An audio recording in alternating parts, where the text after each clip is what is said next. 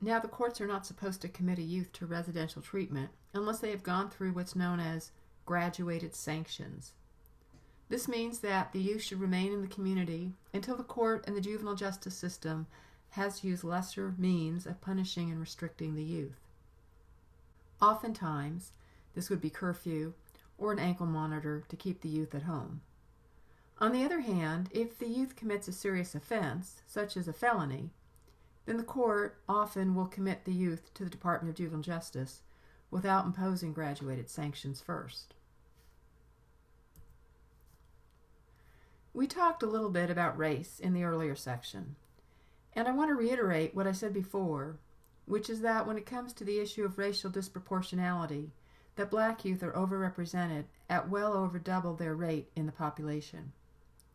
While all racial categories of offenders are on the decline in the past several decades, the racial disproportionality is still evident, in spite of the fact that the states have been trying for about 2 decades to address the problem.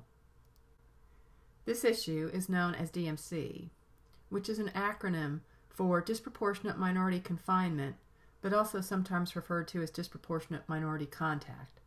Either way, it's what's known as a core requirement of OJJDP. OJJDP is the acronym that refers to the Office of Juvenile Justice and Delinquency Prevention, and it's a branch of the U.S. Department of Justice.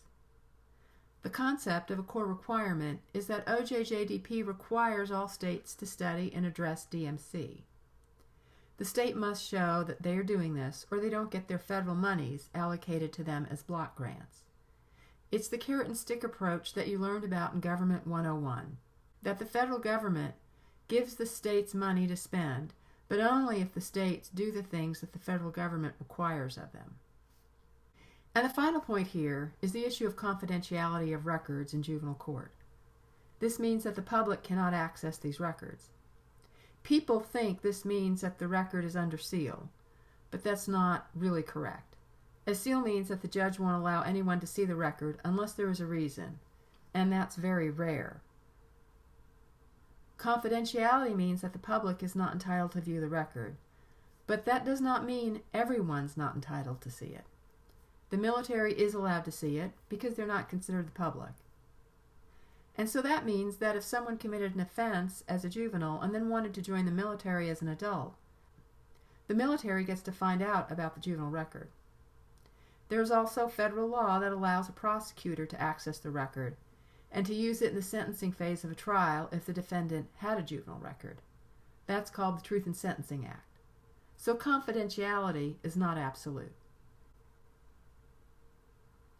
So that's the end of our lecture on the process of juvenile court. Next we'll talk about the courts themselves.